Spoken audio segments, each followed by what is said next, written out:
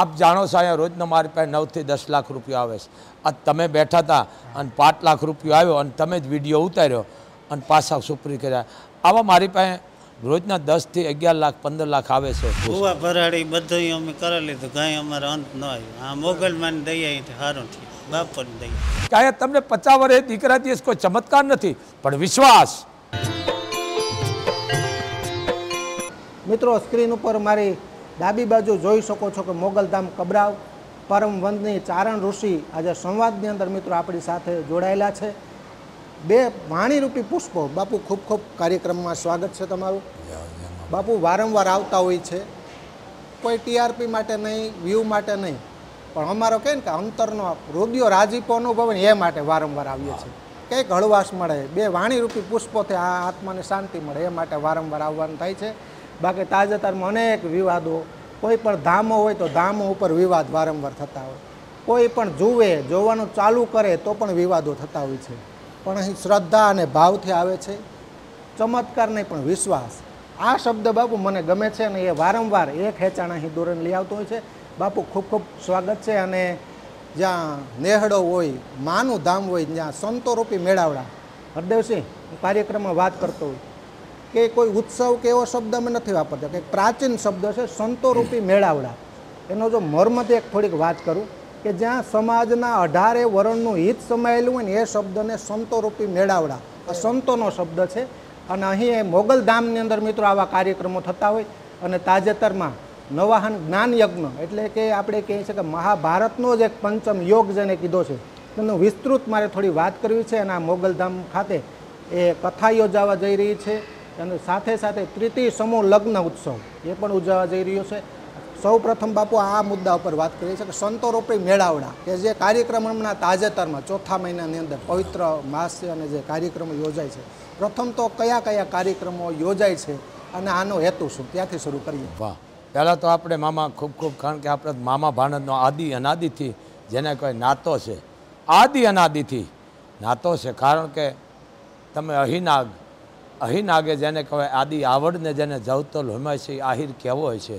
તો અમે તમારા ભાણે તો અમને કેટલો નશો હોય છે. એમ તમને પહેલાં આપણી ચેનલને ડીડી ભારતીને ખૂબ ખૂબ આશીર્વાદ છે. મામા તમને ખૂબ માતાજી નિરોગી રાખે. પણ મામા, આ જે ચેનલ આપણી છે આજ વર્ષો જૂની છે, આ નામ છે કચ્છ, કાઠિયાવાડ, ગુજરાત, દેશ વિદેશમાં. પણ મામા મને બહુ આનંદ આવે છે. પહેલાં તો હું વાત કરું છું મામા, મોગલધામે તમે આવ્યા છો, તમને માતાજી ખૂબ સુખી રાખે ને ખૂબ તમને શક્તિ આપે. એવા મોગલ આદિ આવડના અને મોમાઈના તમને આશીર્વાદ. બહુ સાચી વાત છે મામા કે આપ જાણો છો અહીંયા રોજનો મારી પાસે 9 થી 10 લાખ રૂપિયા આવે છે. આ તમે બેઠા હતા અને 5 લાખ રૂપિયા આવ્યો અને તમે જ વિડીયો ઉતાર્યો અને પાછા સુપરી કર્યા. આવા મારી પાસે રોજના 10 થી 11 લાખ 15 લાખ આવે છે. તો મહિનાના 3, 3.5, 4 કરોડ આવે. આ બધા દીકરીઓ પાસે રૂપિયો અંબોરી દીકરી, બેન, ભાણે જ ફોઈને આપી દો. કારણ કે હું માગીને બીડી પીવું છું. આ તમારી ચેનલ દ્વારા, લાઈવ દ્વારા બોલી રહ્યો છું. લુગડાઈ કોક પહેરા, પણ અહીંયા મણિધર વડવાળી બેઠી છે. એમાં આઈનો પરિવાર છો, ચારણ છો, હોય તો કહી છે, પણ હજી મેં કોઈને કીધું નથી આટલા વરહમાં.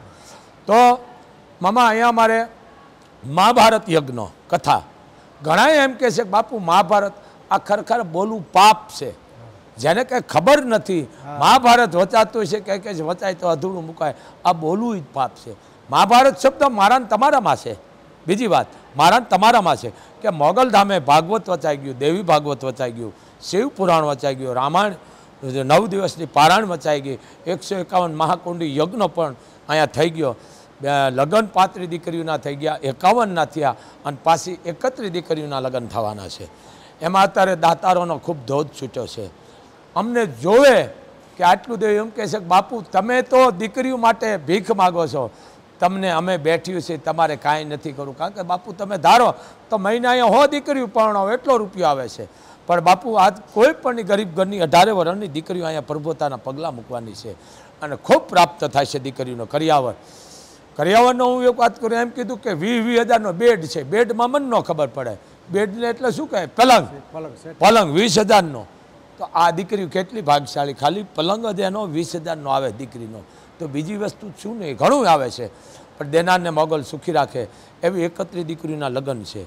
અને અમારો પરશુરામનો પરિવાર સિદ્ધરાજ મહારાજ અંબાધામ દુધઈ એની વાણી સાંભળવી એક લાવો છે. હું કોઈનો વિખવાદ નથી કરતો, હું કોઈને ઓલું નથી કરતો, હું ચારણ છું. સાચું કહેવું અમારા લોહીમાં છે અને સાચું જ ચારણ કે હર ભજવું હક બોલવું દોનો બાતા વલ એ નરને ઉતરેની આઠો પર અમલ.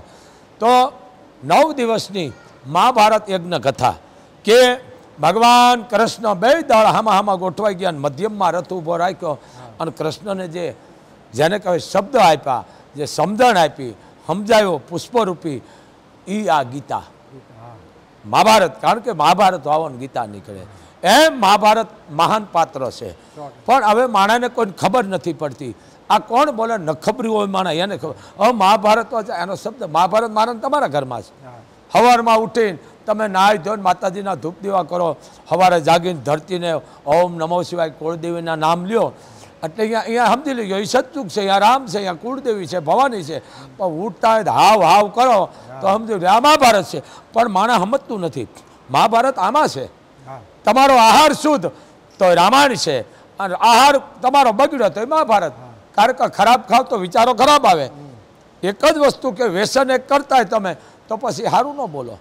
સમજી ગયા ને? મેન વસ્તુ આ છે. હવે માણસ કોઈ સમજતું નથી. મહાભારત પણ એને ખબર નથી. એટલે આમાં કેવું છે ખાખરાની ખિસકોલી આમાં રહને ન જાણે. આ દેશી વાત. તો મામા અમારે 9 દિવસનું મહાભારત યજ્ઞ કથા ચૈત્ર મહિનાનો પહેલો નવરતું અને મંગળવાર અને 8મ અને મંગળવાર પાછો આવે છે જ્યારે માનું બેહણું છે. આજ 15-17 વર્ષે એ માનું બેહણું જે આપણે બેઠા છે માથમણામાં એ આવ્યું છે. અને હું દખણાદો બેઠો આપ જાણો. એક બાજુ ચારણેશ્વર વડવાળા હનુમાનજી છે, દખણાદો મારું સિંહાસન, આમાં ચારણેશ્વર મહાદેવ છે, આમાં માનો યજ્ઞ છે ઘી નાળિયેરનો, આપ જાણો ઘી નાળિયેરનો. અને સામે માં મોગલ આવડને મમાઈ બેઠી. એમ દક્ષિણમાં બેઠો છે કે બેટા દુનિયા તો હવ હારામાં બેઠી છે, તારે દખણમાં બેવાનું છે. બધાના કરેલા મૂકેલા. અરે કીધું માં બધા કે આમ થાય કે બેટા બ્રહો રાખ, આ કોઈ ચમત્કાર નથી. મારામાં વિશ્વાસ રાખ એટલે હું મોગલ બેઠી છું, તને વાંધો નહીં આવવા દઉં. બાકી અહીંયા રોજ ગાડીઓ આવે છે રામ ભરોસે, આ કોઈ ચમત્કાર નથી. પણ મોગલ એને જ સદબુદ્ધિ આપે છે કે જા બાપ, અહીંયા મારો દીકરો બેઠો રોજ હજારો માણસ જમે છે તો તું ખાલી કરે. રોજ આવે છે ગાડીઓ નામ વગરની ખાલી કરે, તેલની, ઘીની, અનાજની રોજ આવે છે અને મોગલ ખવડાવે છે. અહીંયા સંઘર્ષ નથી થતો. બીજી વાત કે આ 9 દિવસનું મહાભારત યજ્ઞ કથા છે. તમારી નજર સામે રોજ મોગલના પરચા છે. આ હું ચમત્કાર નથી માનતો. આ ભાઈ રહ્યા ક્યાં ગયા? ઓરાવો તો ભાઈ તમે જ મામા એને પૂછો. ભાઈ ઓરાવો તમારા ગામનું નામ પૂછો. કારણ કે લાવ્યું છો તમે, જેથી ને અંધશ્રદ્ધા દૂર થાય. તમે એને શબ્દ પૂછો મામા. મારે આમ સામે બેસી જાવ. દર્શક મિત્રોની વચ્ચે લાઈવ દર્શાવું. કારણ કે બાપુ અત્યારે ડિજિટલ યુગ છે ને, વાતચીત કરીએ એમાં ન પર રસ ધરાવે. આને કે પ્રેક્ટિકલી. પ્રેક્ટિકલ. શું નામ તમારું? ભાઈ ઓગણભાઈ દેગામ, પોરબંદર 7 કિલોમીટર. બરાબર. અમે 9-10 મહિના પહેલાં આવ્યા હતા. મોગલમાની દયાથી હિતાવી વરી સારું થયું. 5મો મહિનો હોય મોગલમાની દયા.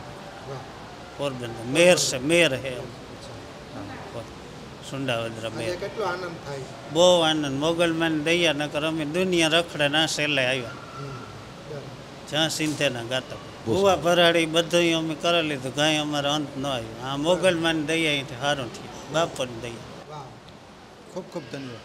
તો દર્શક મિત્રો આ વચ્ચે યાદી કરાવવા આપણે અંતરનો હૃદયો રાજીપો અનુભવે, અંતરનો વિશ્વાસ હોય, અંતરનો એક ન કે ચમત્કાર, વિશ્વાસથી તમામ કામો થાય છે. અને બાપુ વચ્ચે યાદી કરાવી દઉં. નો કે ખોટી પ્રશંસા કરવી મારો વિષય નથી, કારણ કે એ કામ નથી.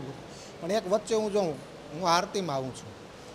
જ્યારે આરતીમાં હોઈએ ને, આ એક દર્શક મિત્રોને પણ વચ્ચે રોકાવીને કહું છું કે એક આપણે ક્યાંથી આવ્યા, ક્યાં જવાનું, અનેક તણાવ હોય, અનેક સંઘર્ષો હોય, અનેક ઇન્ટરવ્યૂ કરવાની એની ચિંતા હોય. તો આરતી સમયે તમામ ચિંતાઓ દૂર થઈ જાય. આપણે કે ને દેવસુર આપા ધાંધણિયાનો એનો એ નેહડો, એનો જે આવકારો હતો ને, એ યાદ આવી જાય. એટલે મને તો આનંદ એ થાય કે ખાલી એક દિવસમાં બાપુ આરતીમાં બેસી અને તમામ ચિંતાઓ દૂર થઈ જાય. તમે તો અહીં સવારે આરતી થાય, સાંજે આરતી થાય, બીજી 5 વાગ્યાની એક આરતી તમે કીધું એ આરતી થાય, મંગળવારની 12 વાગે. સમગ્ર આપણે કહીએ ને કે જીવન આખું આમાં સમર્પિત, આ વચ્ચે નેહડા માના ધામમાં. તો એ કેટલો આનંદ થાય, મારે એ જાણવું છે 2 વાક્યો. મામા બહુ મજા આવ્યો. કારણ કે આપણામ કહેવત છે, વળ ગોળમાં સમજે ધોરી હાન. પછી અણધાર્યો આદમી જાય ને એનું દુઃખ શંકર દાન. બળદ જેવી વસ્તુ છે ને મામા, એને ખબર પડી જાય માલિકી આવી ગઈ એટલે એને ડસકારો નથી કરવો પડે, વળી જાય. માણસ એવો જ એવો છે, વળતો નથી. અહીંયા તમારી નજર આમ જોવો છે, આમાં આપણે પહેલાં લખેલું છે, પહેલાં ડૉક્ટરની દવા, પછી માની કૃપા. અહીંયા અંધશ્રદ્ધાને સ્થાન નથી. આપે આઈન માગે બાય. 18 વર્ષની દીકરી બાપુની રાજબાયું છે. 18 વર્ષની, 18ની હોય કે 80ની હોય, 100ની હોય કે 5ની હોય, બાપુની દીકરી છે. બીજું કે અહીંયા સત્ય બોલો. બીજું કે અહીંયા તમને 50 વર્ષે દીકરા દિવસ કોઈ ચમત્કાર નથી, પણ વિશ્વાસ. પણ પહેલાં ડૉક્ટર, કારણ કે ડૉક્ટરનું ભગવાન માનું છું. સમજી ગયા? અહીંયા હજારો આવે છે, તમારી નજર 24 કલાક. આ કોઈ ચમત્કાર નથી, પણ મને એટલો મા ઉપર વિશ્વાસ છે કે આનું કામ થઈ જાય છે અને થઈ જાય એનું કારણ કે માનવ યજ્ઞ છે, ઘી નાળિયેરનો. આજે 33 કોટી દેવતાઓ એમાં આવી જાય છે. આ યજ્ઞ છે ઘી નાળિયેરનો. તો અહીંયા માણસ ગમે એવો આવે, અહીંયા આવીને એમ કહી દે કે બાપુ આ કુદરતી અહીંયા અમને વાઇબ્રેટર કરે. મેં વાઇબ્રેટર એમાં ઉપાય સમજું ને કે વાઇબ્રેટર એક બાપુ થાય છે કે અહીંયા બેઠા પછી ઊભું નથી થતું. એનું કારણ એનું કારણ એ છે કે રૂપિયો નથી લેતા એ. અને બીજું કે અહીંયા ખોટું નથી થવા દેતા એ. ત્રીજું કે અહીંયા કોઈ આઘી પાછી નહીં. ચોથી કોઈ અહીં પ્રેમ પ્રકારની વાત નહીં. અહીંયા 18 વરણ આવી અને માના ખોળામાં બેસે છે, એનો મને આનંદ છે. અને બીજો યજ્ઞ હામી મણિધર બેઠી છે, એ મંડી છે કામ કરવા. મને એથી વિશેષ બીજો આનંદ નથી, કારણ અહીંયા માણા આવે છે, આવ્યા પછી જવાનું મન નથી થતું.